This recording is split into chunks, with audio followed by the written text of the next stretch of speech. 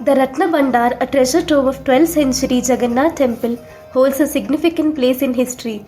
It houses the precious ornaments of the sibling deities, Lord Jagannath, Lord Balabhadra and Goddess Subhadra, that kings have offered over centuries and devoted from all over the world.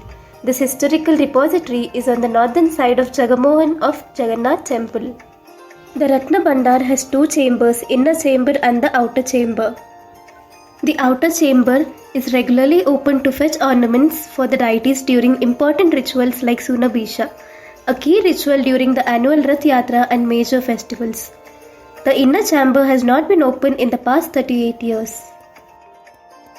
According to the official records, the last inventory of Ratna Bhandar occurred between May 13 and July 23 in 1978.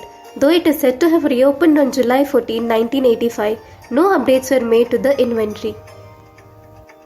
The 1978 inventory listed gold ornaments adorned with precious stones and silver utensils and other items. In 2018, when the temple officials could not find the key to Ratna Bhandar, this happened when the Odisha High Court ordered an inspection of its structural conditions. Days after the report, then the Puri district collector mysteriously found an envelope that read duplicate keys of inner Ratna Bhandar, adding more fuel to the controversy. Over the years, concerns over the Ratna Bhandar's structural integrity have led to a demand for its opening.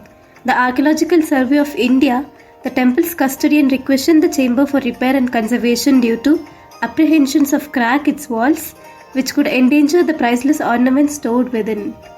Government officials and servitors who opened Ratna Bhandar of Jagannath Temple on Sunday after 46 years discovered several antique idols crafted from precious metals in the treasury's inner chamber. These idols were not listed in any previous inventories. The ancient small idols, perhaps 5 to 7 in number, have turned almost black over the last 4 decades. They do not touch them, they immediately lit a diya and worship the idols.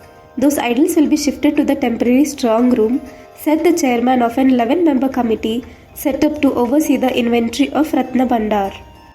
The servitors believe that these idols were once worshipped by the Bhandar makeups or treasury caretakers long ago. The team members admitted that they were unaware of the specific type of valuable stores in the chest and the inner chamber.